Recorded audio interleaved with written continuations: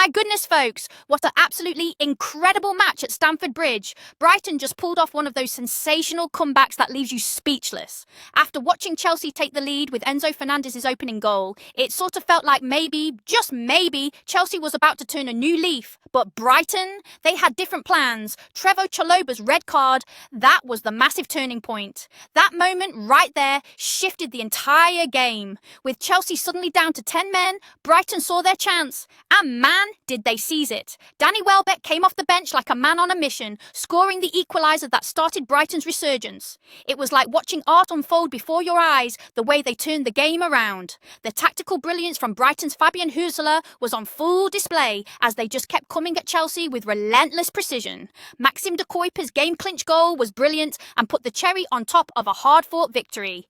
You've got to hand it to Brighton. They demonstrated unbelievable tactical maturity. This team is just fearless, and playing with that kind of discipline, they might be onto something special this season. What do you make of Brighton's comeback? Was it Chelsea's unravelling or Brighton's brilliance? Let me know in the comments. Moving on from Brighton's electrifying rise to prominence, we simply cannot overlook the pivotal red card incident involving Trevoh Chalobah. Seriously, this was the moment that turned the tide. How do you even begin to gauge its impact on Chelsea? So here's what happened. Up until the 53rd minute, Chelsea looked like they might hold on. Enzo Fernandez had fired them ahead, and despite Brighton's best efforts, the defence held firm. But then, boom! Chalobah makes that crucial error, lunging in just outside the penalty area.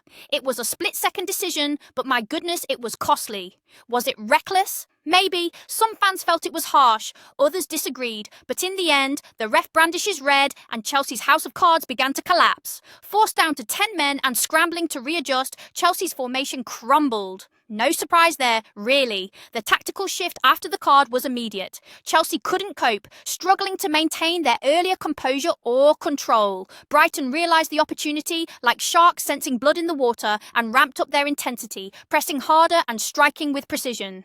This wasn't just a loss of one man, it was a loss of footing, confidence, and ultimately, the match itself. What lessons Chalobah will take from this, we'll only see with time, but if anything, this red underscores the immense pressures in a fiercely competitive Premier League. How they respond in future, tactically and mentally, will be key to Chelsea's season ahead.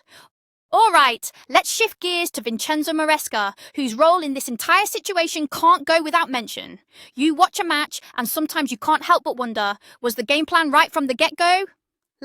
Maresca came into this clash with a 4-3-3 lineup, aiming for control and dominance in the midfield. But here's the thing, Brighton kept poking holes in those strategic seams. Now, considering Brighton's pressing and positioning, was the formation effective? Well, sure answer, maybe not so much, especially after Chalobah's red card. They were leading, but how ready were they for a potential momentum shift? It's hard to say. Truth is, the game plan had to be totally recalibrated, but were those adjustments timely? I mean, the subs came, but did they really address what Brighton brought? And about Maresca, we need to talk about adaptability. Could he have switched things up more effectively to counter Brighton's charge? Honestly, the lack of response when Brighton surged really points to some rigidity in tactics. To win at this level requires more than setting a system. It's reacting when it's crumbling down. Moving forward, Maresca needs to hem those gaps and maybe, just maybe, embrace a bit more fluidity in the heat of such fierce contests. Now, taking this into future matches, bolstering that strategic versatility may well be the lifeline Chelsea needs to salvage aspirations this season.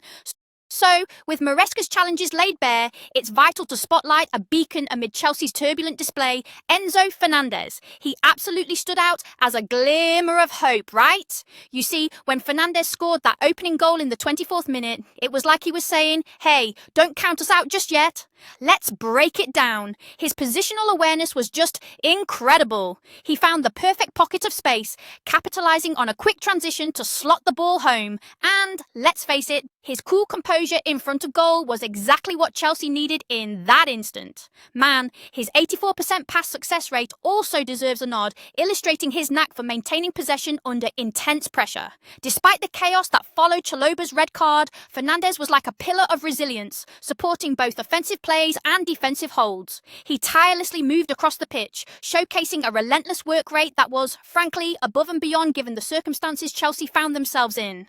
And hey, even when Chelsea's walls seemed to crumble, Fernandez's tenacity shone through, with 2 shots on target and his constant threat in attacking phases. It's this kind of performance that proves essential, not only lifting spirits, but setting a standard for the squad. So, as Chelsea reflect on this defeat, they've got Fernandez's spark to cling to, something the squad desperately needs to rally around and build on. His commitment might just be a cornerstone for Chelsea as they seek to rediscover form in upcoming fixtures.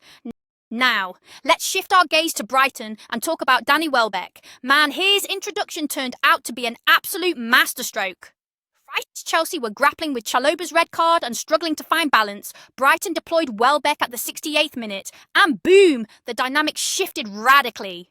You see, Welbeck's arrival wasn't just about fresh legs, it was about injecting energy and purpose. Within just a few minutes, you could feel the pressure intensifying, and Chelsea, already 1 man down, looked a bit rattled. After all, Welbeck is that kind of player who knows how to capitalise on such opportunities. His movement was intelligent, always probing for weaknesses in Chelsea's backline. By the 77th minute, Welbeck delivered what was needed, a clinical equalizer that had Brighton fans leaping off their seats. What was astonishing was the precision and timing behind his shot. It wasn't just a goal, it was a statement. From there, he didn't stop. As Brighton's attacking game became relentless, Welbeck transformed into a pivotal facilitator, setting up Maxim De Cuyper's goal deep in stoppage time. Here's the kicker though, his influence went beyond the stats. His veteran presence nurtured cohesion and incited panic in Chelsea's ranks, flipping the script entirely. It's almost poetic how Welbeck became the architect of Brighton's triumph, a showcase of how strategic substitutions can redefine a game's narrative. Now, shifting gears to the broader canvas, Brighton's tactical discipline truly shone like a beacon at Stamford Bridge. It was a testament to Fabien Hürzeler's meticulous planning that Brighton could pull off such a comprehensive win. You see, their 4-2-3-1 formation wasn't just about defence, it was a dynamic blueprint creating balance across the pitch. I mean, they seamlessly moved between shutting down Chelsea's attacks and launching their own. Brilliant! And then there's the midfield maestros, Moises Caicedo and Yacine Ayari, who were practically orchestrating the tempo. They broke up Chelsea's plays and then drove Brighton forward at every chance, huge for maintaining pressure. Don't forget those calculated substitutions, players like Welbeck. They came in, lit the place up with energy that made all the difference, especially exploiting Chelsea's numerical disadvantage. But here's the thing, what really stood out was their high-pressing game. It forced errors and created openings. Chelsea couldn't breathe. Plus, I can't help but mention Jan-Paul van Hecke's rock-solid defence. I mean, winning 7 out of 9 challenges? That's sensational. This performance wasn't just a game, it was a statement. A disciplined display against one of the league's top teams proves Brighton's credentials. If they sustain this level, well, European spots might not just be dreams anymore, right? Brighton proved that they're a force challenging the upper echelons now, ready to cause havoc. Right, so let's dive straight into the thick of it. The officiating. Man, this Chelsea versus Brighton match, it really had eyebrows raised in the stands and online. We're talking about Trevoh Chalobah's red card here. It came in the 53rd minute, and boy, did it flip the game's script. So here's the thing, was it fair? Was it overly harsh given the pace and physicality of the match? That's where the debate rages on. I mean, if you were watching, you know the atmosphere was just charged, almost electric, with 6 yellows flying around before you could say scrappy.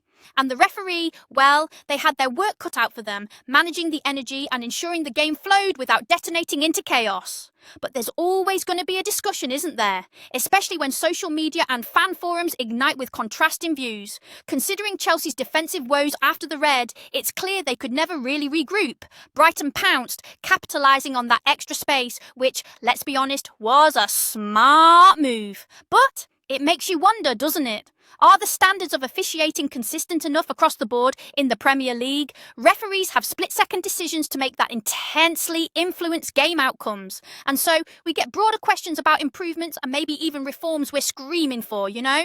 So what do you think, folks? Was the ref too harsh, or are these just the high-stakes, high-emotion moments that make football what it is? Drop your thoughts. I'm dying to know how you see it, and don't hold back. All right, let's hear it, everyone.